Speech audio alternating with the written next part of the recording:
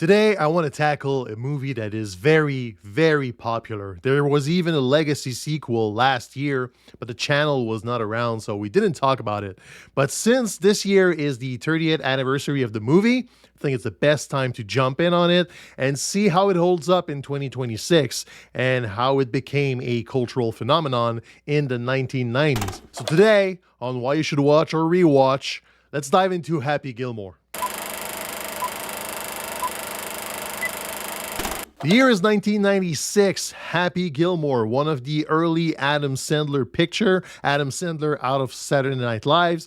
Adam Sandler became one of the biggest comedians in the world in the last 30 years, but by the time Happy Gilmore was released, Adam Sandler was still young, still fresh, and still kind of an unknown quantity in Hollywood because we didn't know if the movie were to be box office hit or not. So back then, he made Billy Madison prior to this, a bunch of sketch, some stand-ups, some songs, but Happy Gilmore for me, I was a little bit over 12 years old when it came out. This defined my generation. It was a sports movie. It was a goofy comedy. It was vulgar. It was crude. It was talking to kids, but not really talking to kids. It was very adult in this approach.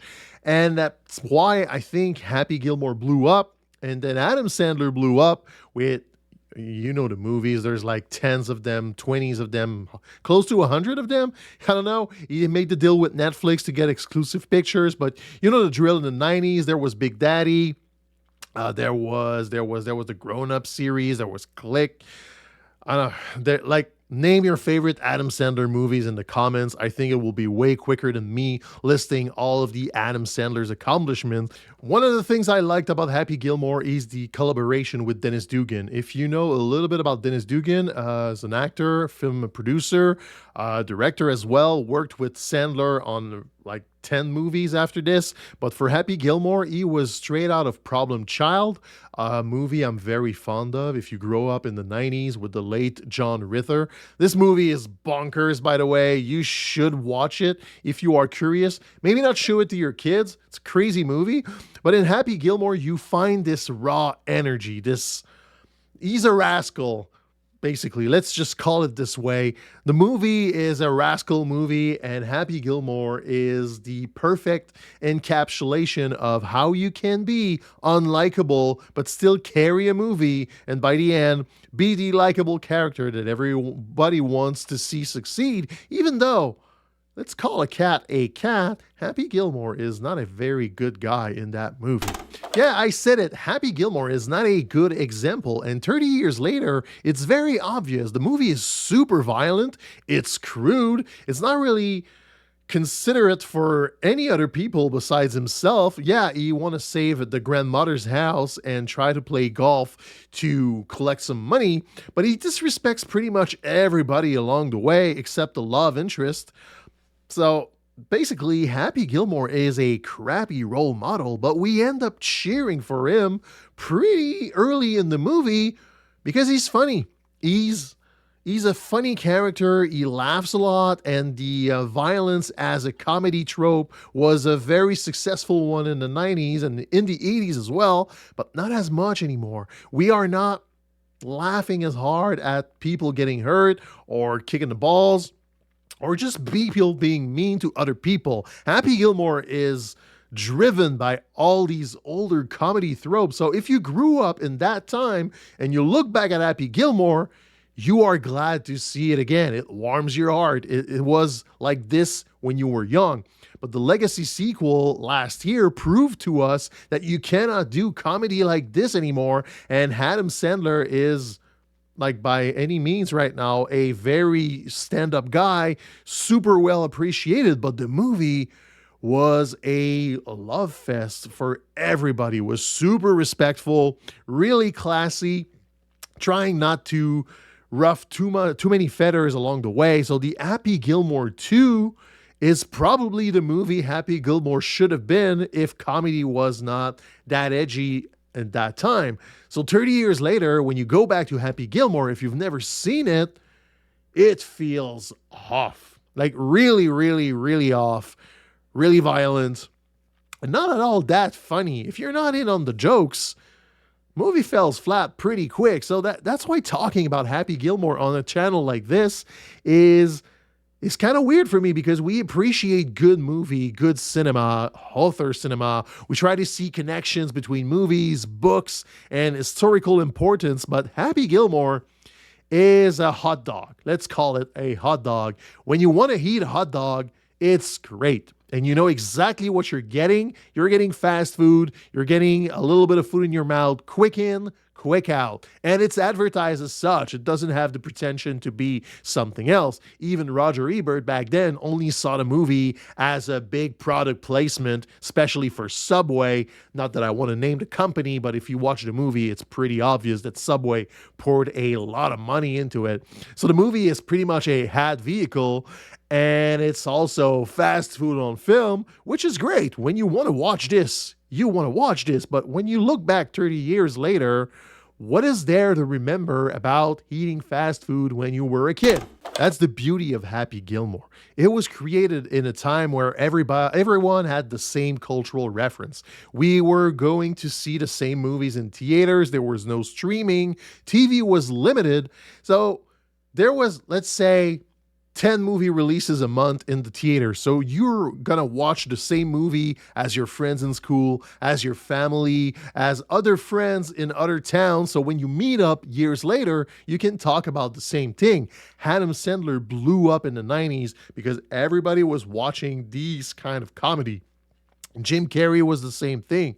Ace Ventura: Pet Detective would not have been as big a deal today because we have streaming options. We have a lot of TV shows. We have YouTube. We have creators just pouring content left and right. So this kind of movie would feel diluted, but not in 1996. Happy Gilmore was a big deal, and it still is a big deal because everybody over 30 remembers where they were when they watched Happy Gilmore. They want to watch it again. They want to show it to their kids, and that's why we had a legacy sequel, because those kids are now grown up and they want to work in movies like this while their parents are older, wiser, but still fond of what they watched when they were kids.